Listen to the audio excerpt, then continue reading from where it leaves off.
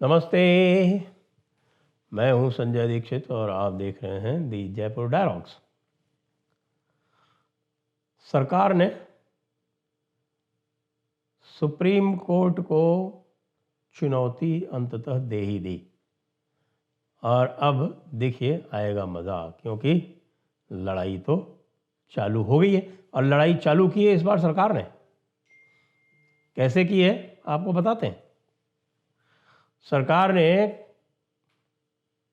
19 सिफारिशें supreme court की जो उसके पास पेंडिंग थी, लंबित थी, वो सुप्रीम कोर्ट को वापस कर दी हैं, उनको पुनर्विचार करने के लिए।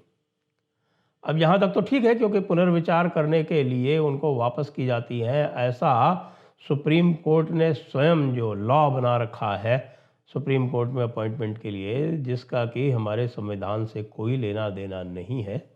जैसा कि किरेन रिजिजू लॉ मिनिस्टर ने कहा कि यह एलियन टू द कॉन्स्टिट्यूशन है। तो वो 3 जो केसेस हैं, जो फर्स्ट जजेस केस एसपी गुप्ता वाला, द सेकंड और थर्ड जजेस केस जो है supreme court advocates on records association 1 और supreme court advocates on records association 2, ये दो जजमेंट हैं जिसमें कि कॉलेजियम की व्यवस्था प्रतिपादित की गई। और पहला जो जजेस केस था उसमें यह कहा गया था कि कंसल्टेशन का मतलब होता है कंकरेंस, और बाद में ये कहा गया कि 5 जजेस का कॉलेजियम जो है वो सुप्रीम कोर्ट के जजेस के नाम रिकमेंड करेगा। सरकार उसको एक बार वापस कर सकती है, दूसरी बार जब वो सरकार को भेजे जाएंगे नाम तो सरकार उनको मानने के लिए बाध्य है। और यदि पुनर्विचार के लिए सरकार कोई नाम वापस करती है तो ये सुप्रीम कोर्ट की मर्जी है, स्वीट विल है कि वो उनको माने या ना माने। यानी कि नवाबगिरी की पराकाष्ठा। यानी कि सुप्रीम कोर्ट बन गई थी state with in a state. चलिए यहाँ तक तो ठीक है। और ये कहा जा रहा है कि आपने सिफारिशें वापस कर दी, यहाँ तक तो भी ठीक है। लेकिन जब यह आपको हम बताएंगे कि ये जो सिफारिशें वापस की गई हैं उसमें से 10 सिफारिशें ऐसी हैं जो दूसरी बार भेजी गई थी, तब आप क्या कहेंगे? क्योंकि सुप्रीम कोर्ट का यह आदेश है, आदेश का मतलब है सुप्रीम कोर्ट का यह कमांडमेंट है। कमांडमेंट आप जानते हैं ना, कमांडमेंट वो होता है जो गॉड करता है, यानी कि जो क्रिश्चियन गॉड होता है उसका कमांडमेंट होता है।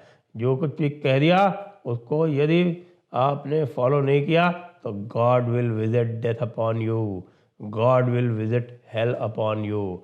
आपकी ऐसी तैसी तो होगी इस दुनिया में, बाद में आप जो है वो सदैव के लिए नरक में डाल दिए जाएंगे। और आप जानते हैं जो क्रिश्चियन हेल होता है या कि जो दोज़ख होता है इस्लामियों का, वो कैसा होता है? बहुत ही ख़तरनाक होता है, हमेशा के लिए होता है, उसमें से आप बाहर नहीं निकल सकते। वो एक फिज़िकल हेल टाइप का होता है। कोई उसमें किसी भी प्रकार का कोई आध्यात्म सम्मिलित नहीं है। तो जब सरकार ने 10 ऐसी सिफारिशें वापस कर दी हैं जो उसको दोबारा भेजी गई थी, तो इसका अर्थ क्या है? इसका सीधा सीधा अर्थ ये है कि सुन लो भाई सुप्रीम कोर्ट वालों, हम तुम्हारे द्वारा बनाए हुए कानून को नहीं मानते। और अब सुप्रीम कोर्ट क्या करेगा? यदि कोई उसके बनाए हुए कानून को नहीं मानता तो सुप्रीम कोर्ट क्या कर सकता है? तो फिर सुप्रीम कोर्ट जो है वो कंटेम्प्ट ऑफ कोर्ट कर सकता है। तो वो कंटेम्प्ट ऑफ कोर्ट वो किसकी करेगा? जो कंटेम्प्ट ऑफ कोर्ट में जो नियम बने हुए हैं उसके अनुसार वो कंटेम्प्ट ऑफ कोर्ट करेगा, तो भी वो लॉ सेक्रेटरी की करेगा। तो लॉ सेक्रेटरी क्या कहेगा? लॉ सेक्रेटरी पे यदि आप कंटेम्प्ट ऑफ कोर्ट का नोटिस देंगे तो लॉ सेक्रेटरी कहेगा कि भाई साहब, हुजूर आला, गरीब परवर, हमारी आपसे ये दरख्वास्त है जिल्ले इलाही कि हमने ये काम नहीं किया।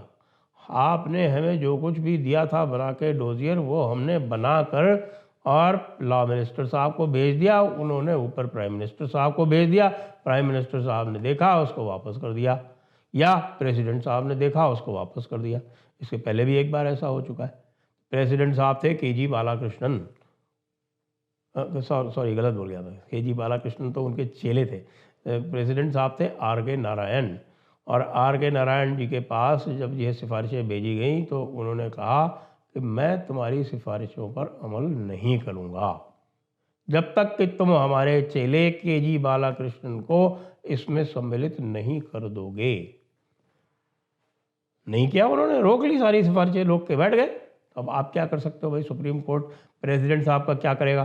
किसको कंटेम्प्ट ऑफ नोटिस देगा? आखिरकार हार थक के, झक मार के सुप्रीम कोर्ट ने अपनी जो प्रतिष्ठा थी और अपना जो अहंकार था उसको गुटका और के.जी. बालाकृष्णन का नाम भेज दिया।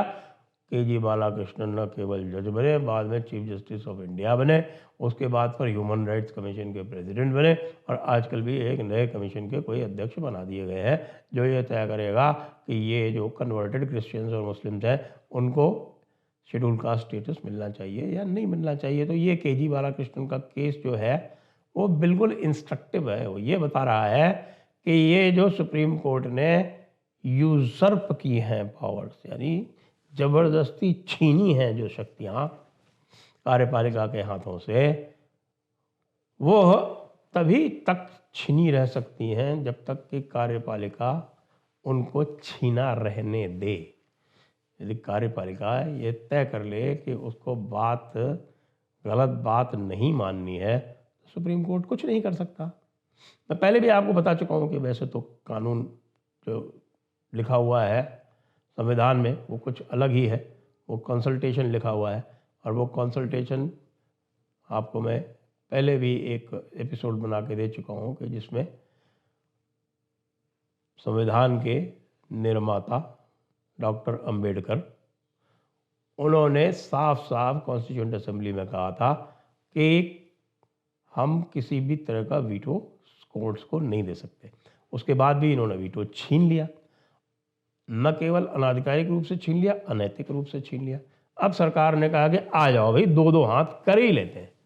अब ये दो दो हाथ कैसे होंगे भाई?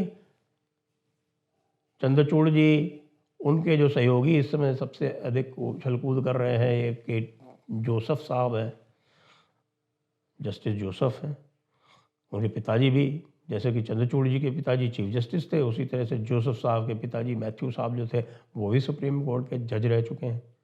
तीसरे एक संजय किशन कौल जी हैं, वो भी बहुत उछल कूद कर रहे हैं। तो भाई साहब, अब सरकार ने उनको कह दिया है कि आप जितने भी उछल कूद करने वाले हैं वो आप पूरी तरह से उछल कूद कर दीजिए, और यदि आपकी औकात है, जी हाँ, यदि आपकी औकात है तो प्राइम मिनिस्टर को कंटेम्प्ट का नोटिस दे के देख लीजिए, नहीं तो लॉ मिनिस्टर को ही कंटेम्प्ट का नोटिस देकर देख लीजिए क्या कर लेंगे आप। ये केवल मैं कहूँगा कि एक ये डिसेंसी है कार्यपालिका की, ये डिसेंसी है सरकार की कि ये दादागिरी, ये ज़बरदस्ती सुप्रीम कोर्ट की चलती रही है।